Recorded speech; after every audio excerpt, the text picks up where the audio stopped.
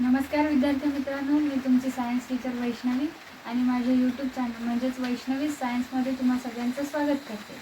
तर आपण आधीच्या व्हिडिओमध्ये बघितलं होतं RH विटाकरनी ऑर्गॅनिझमने 3 किंगडममध्ये डिवाइड केलं होतं। तर तेच 3 किंगडम आज आपण बघणार आहोत, त्याचं क्लासिफिकेशन विथ देअर एक्झाम्पल्स। ठीक आहे, तर पहिला किंगडम होता मोनेरा। तर मोनेरा कसा असतो, तर मोनेरा युनिसेल्युलर असतो। युनिसेल्युलर म्हणजे सिंगल सेल। आता युनिसेल्युलर, ऑटोट्रॉपिक, हेटेरोट्रॉपिक किंवा प्रोकॅरियोटिक हे सगळे वर्ड्स तुम्हाला फॅमिलियर झाले असतील, कारण आपण हे आधी पण बघितले होते। तर युनिसेल्युलर म्हणजे सिंगल सेल ऑर्गॅनिझम, ठीक आहे, त्यांच्यामध्ये एकच सेल असते।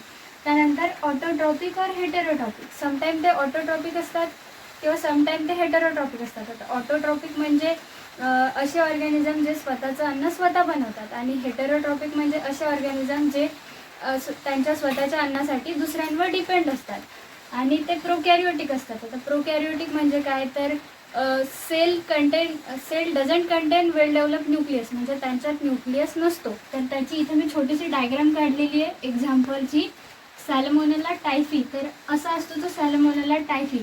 सॅल्मोनेला टायफी हे मोनेराचं एक्झाम्पल आहे। त्याच्यानंतर आहे किंगडम प्रोटिस्टा।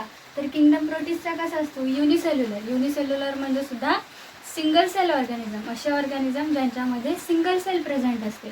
त्यानंतर युकॅरियोटिक। युकॅरियोटिक म्हणजे बघा, well develop nucleus enclose in a nuclear membrane, म्हणजे जर ही न्यूक्लिअर मेम्ब्रेन असेल तर ह्याच्यामध्ये जो न्यूक्लियस आहे तो वेल डेव्हलप आहे। त्याच्यानंतर having pseudopodia, hair like cilia और फ्लॅजेला और फॉर लोकोमोशन, म्हणजे सुडोपोडिया म्हणजे काय, तर आपल्याकडे कसे हातपाय आहेत हालचाल करायला, चालायला, एका ठिकाणाहून दुसऱ्या ठिकाणी जायला, म्हणजे लोकोमोशन करायला त्यांच्याकडे त्यांचे स्वतःचे पाय असतात, त्याला सुडोपोडिया असं म्हणतात। तर ते कसे असतात, तर ते हेअर लाईक असतात, किंवा मग त्याला सिलिया म्हटलं जाते, किंवा मग फ्लॅजेला म्हटलं जाते। हे अशा टाईपमध्ये त्याच्याकडे सुडोपोडिया असतात। त्याच्या प्रोटिस्टाचं एक्झाम्पल आहे अमिबा। आणि थर्ड वन इज फंगाय। तर फंगाय कसे असतात, नॉन ग्रीन युकॅरियोटिक असतात। नॉन ग्रीन म्हणजे ते ग्रीन नसतात, आणि युकॅरियोटिक म्हणजेच it having well develop nucleus. त्यानंतर इट इज हेटेरोट्रॉपिक, म्हणजे ते त्यांच्या स्वतःच्या अन्नासाठी दुसऱ्यांवर डिपेंड असतात। For example baker's yeast. Baker's yeast म्हणजे काय, जे बेकरी प्रोडक्ट असतात, फॉर एक्झाम्पल ब्रेड, केक, ह्याच्यामध्ये जे काही ईस्ट वापरलं जातं, हे कशाचं एक्झाम्पल आहे, तर फंगायचं एक्झाम्पल आहे। त्याच्यानंतर आहे मशरूम। आपण जे मशरूम खातो, एडिबल मशरूम्स असतात काही, हे सुद्धा फंगायचं एक्झाम्पल आहे।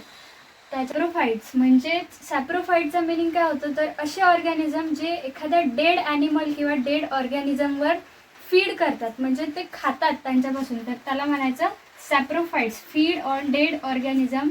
आणि त्याची cell wall is made from chitin. आता सेल वॉल काय असते, तर बघा इथे अमिबामध्ये ही जी याची आउटर कवरिंग आहे याला म्हणायचं सेल वॉल। आता एखादं घर आहे आणि त्या घराला जर वॉल कंपाऊंड आहे, तर ते वॉल कंपाऊंड त्या घराचं काय झालं, सेल वॉल झाली। तशी जे ऑर्गॅनिझममध्ये त्याचं जे वॉल कंपाऊंड असतं त्याला आपण सेल वॉल म्हणतो, ठीक आहे। मग ती कशापासून तयार झालेली आहे, तर ती कायटिन या सबस्टन्सपासून बनलेली आहे। तर कायटिन, मग सेल्युलोज, पेक्टिन असे काही सबस्टन्स आहेत, त्याच्यापासून सेल वॉल तयार होते। तर इथे फंगायची सेल वॉल कायटिन पासून बनलेली आहे।